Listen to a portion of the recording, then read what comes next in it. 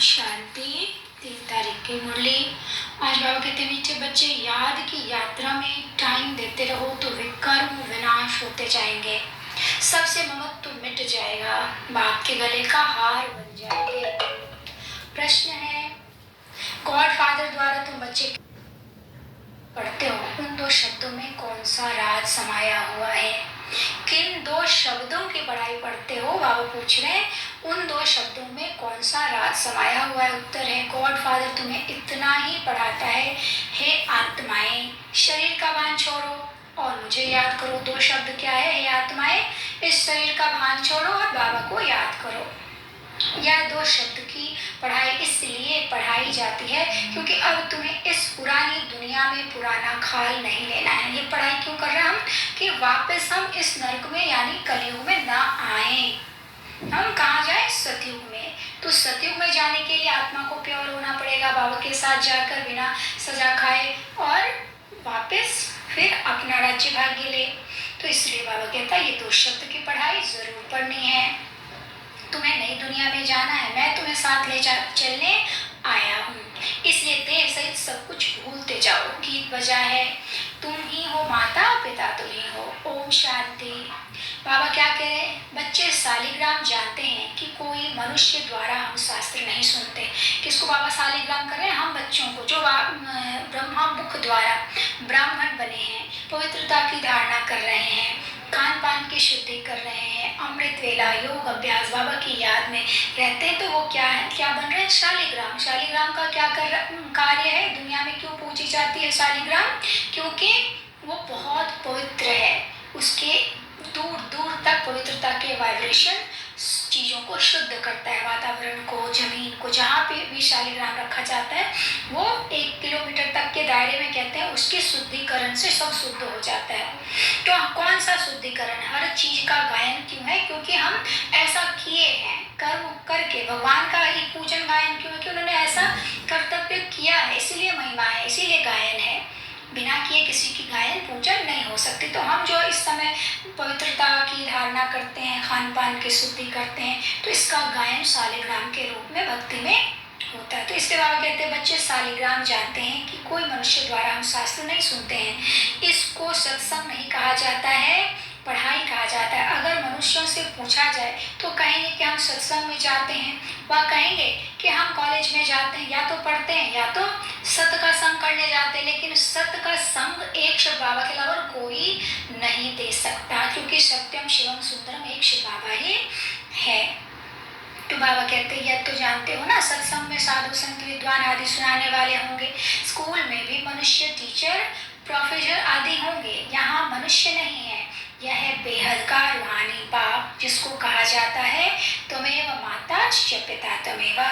यही महिमा देवताओं की भी नहीं है। ये क्या महिमा है? सिर्फ शिव बाबा के लिए है और ब्रह्मा के लिए है, जिसके तन द्वारा बाबा ये कार्य कर रहा है। तो माता पिता शिव बाबा, पिता ब्रह्मा, माता हो गई। बाकी देवी देवताएं भी माता पिता नहीं है, ब्रह्मा विष्णु शंकर भी माता पिता नहीं है। निराकार परमात्मा के लिए ही ये महिमा है। अब बच्चे जानते हैं कि निराकार परमपिता परमात्मा ये शरीर धारण कर पाठ बजा रहे हैं। सिवाय इस निराकार परमपिता परमात्मा के कोई भी ब्रह्मा कुमार कुमारियों को पढ़ा नहीं सकते। ब्रह्मा को भी ज्ञान सागर नहीं कहेंगे, इसको प्रजापिता कहेंगे।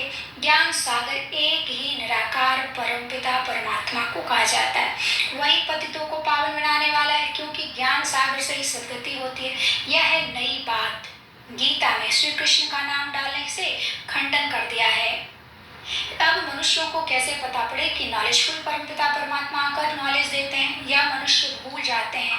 ऐसे नहीं कि शास्त्र आदि द्वापर के आदि में ही बनते हैं, नहीं, समझाया जाता है ना। पहले बाप का चित्र मंदिर में आदि बनाते हैं, जिससे भक्ति शुरू होती है। सबसे पहले शिव की पूजा होती है, तो शिवलिंग की स्थापना होती है।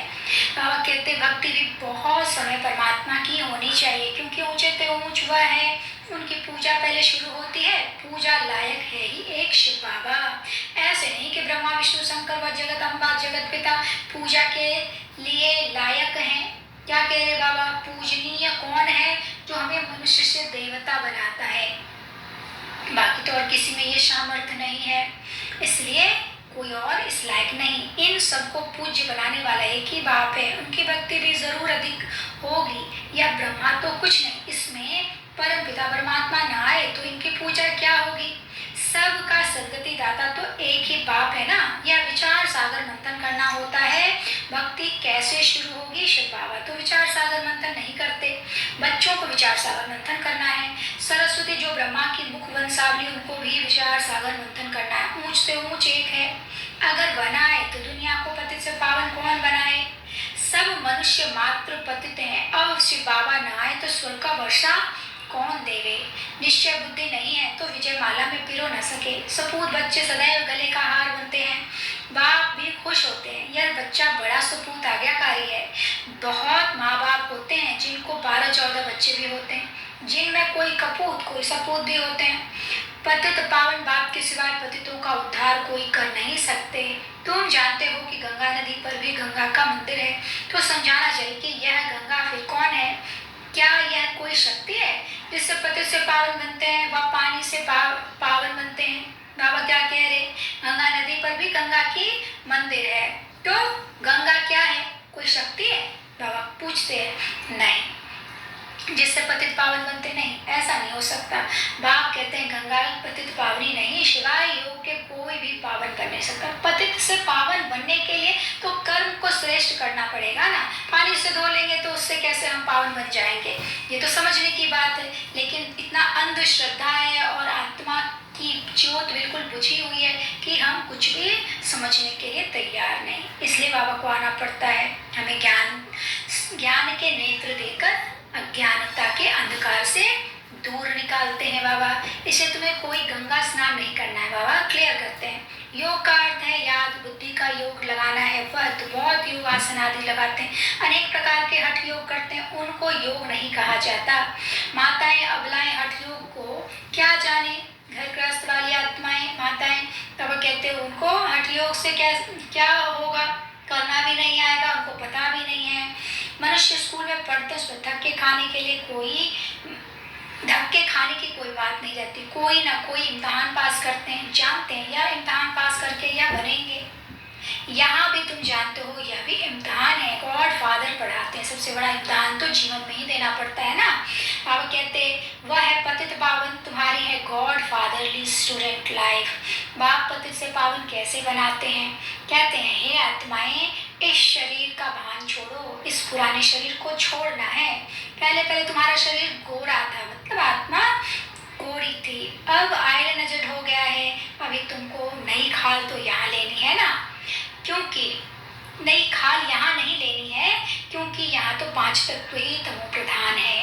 नई खाल यहाँ नहीं लेनी है, क्या मतलब कलयुग में नहीं लेनी है, सत्युग में लेनी है, क्योंकि तमो प्रधान है 5 तत्व। अभी मैं तुम बच्चों को अपने साथ ले जाऊंगा, कल तो पहले भी ले गया था, मैं कालों का काल हूँ। बाबा क्या कह रहे, सबको वापस ले जाऊंगा, फिर तुमको अमरपुरी में भेज दूंगा। यह है मृत्यु लोक, छीछी दुनिया। इस संगम युग को 100 वर्ष चाहिए, और तो हर युग 1250 वर्ष का होता है। संगम युग कितने वर्ष का है, 100 वर्ष का। बाबा ने क्लियर बताया। इस पिछाड़ी के संगम युग की आयु बहुत छोटी है। जैसे ब्राह्मणों की चोटी छोटी होती है ना, वैसे संगम युग की आयु भी छोटी है। हर चीज का बाबा ने जोड़ा है कनेक्शन की। छोटी चोटी का क्या मतलब है, ये संगम युग की आयु बहुत छोटी है, 100 वर्ष की है, और सब युग 1250 वर्ष की है। फिर यह दुनिया खत्म हो जाएगी तो नए मकान आदि बनाने शुरू करेंगे। उसमें पहले श्री कृष्ण आता है, वो शौकीन है ना महल आदि बनवाने का। कोई तो बहुत शौकीन था, जिसने सोमनाथ का मंदिर बनवाया। बिरला भी शौकीन है, कैसा अच्छा मंदिर बनवाता है। बिरला के मंदिर कितने अच्छे अच्छे होते हैं। तो हम कहते हैं ये शौकीन है लोग, इसलिए बनाते हैं। नंबर 1 में पूज्य है शिव बाबा। फिर भक्ति मार्ग में पहले सोमनाथ का मंदिर बनता है, सो भी कुछ समय बाद में बनता होगा। फिर पूजा शुरू होगी। अभी तो है घोर अंधियारा, रात पूरी हो फिर दिन आता है। द्वापर में आने के तुरंत बाद ही नहीं शुरू हो जाता, थोड़े दिन बाद होता है। शिव बाबा की भक्ति होनी शुरू होती है।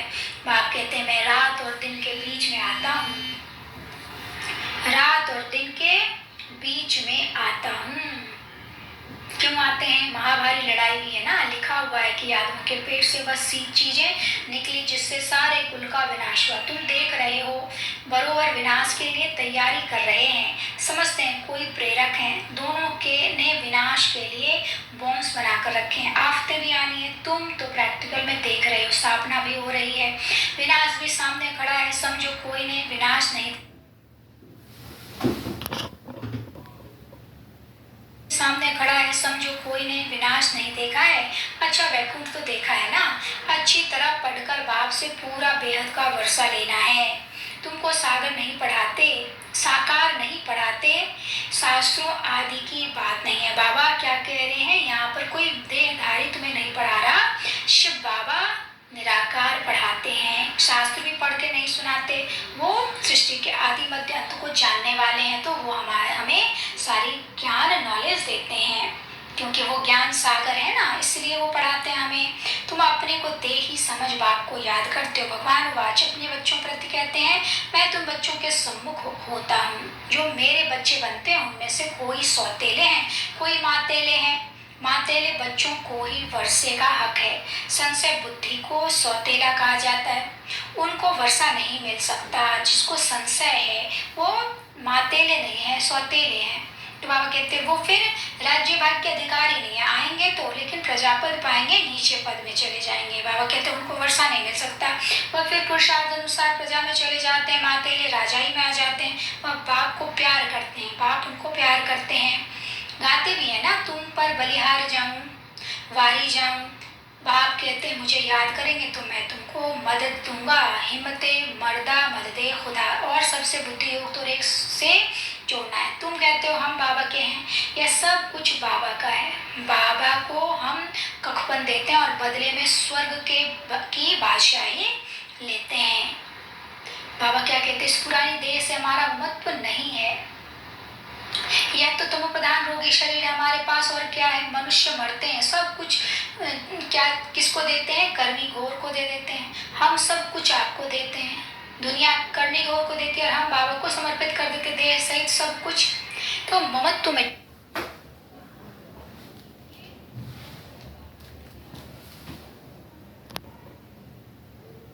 बाबा को याद करने का पुरुषार्थ करना है। माया फिर विघ्न डालती है, इसलिए धीरे धीरे जितना मेरी याद में टाइम देते रहेंगे तो विघ्न विनाश होंगे, वही मेरे गले का हार बनेगा। बाबा की याद से विघ्न विनाश करने, कितना सहज समझाते हैं, विनाश करने कितना सहज समझाते हैं। बाप समझाते हैं यह रथ भी ड्रामानुसार मेरा मुकर्रर किया हुआ। शिव बाबा ब्रह्मात्म के अलावा किसी में नहीं आएगा, और किसी में मैं आ भी नहीं सकता हूँ। तुम भी कहते हो ना बाबा, कल पहले भी हम आपसे इसी मकान में आए, इसी ड्रेस में मिले थे और आपसे वर्षा लिया था, तो कितना सहज है। बाप कहते हैं कि मुझे सिर्फ याद करो, कोई भी तरफ बुद्धि न जाए। याद रखना, अंतकाल जो पुत्र सिमरे, अगर किसी को भी याद किया तो फिर वहाँ जन्म लेना पड़ेगा। जिसको सिमरेंगे उसके साथ संबंध में आना पड़ेगा। तो वो अगर ज्ञान में चलती है तो भी हम उनके को नहीं सिमर सकते, किसी को नहीं। बाबा कहता ब्रह्मा बाबा को भी नहीं याद करना है। तो अभी सामने क्या है, बहुत भयानक सीन्स आने वाले। बाबा कहते नेचुरल कैलेमिटीज भी आनी है। भारत सचखंड था और कोई भी खंड नहीं था। भारत ऐसे बाबा का जन्म भूमि बड़े थे, बड़ा तीर्थ भारत ही। सोमनाथ का मंदिर कितना अच्छा बना हुआ है, अभी तो ढेर के ढेर बनते हैं। कितने मंदिर हैं, अभी तो अनगिनत मंदिर हैं। बाबा क्या कहते, मनुष्य तो फादर टीचर से गुरु हो ना सके, फादर और टीचर हो सकते हैं गुरु। शिव बाबा फादर और टीचर, गुरु कौन हो सकता है, शिव बाबा।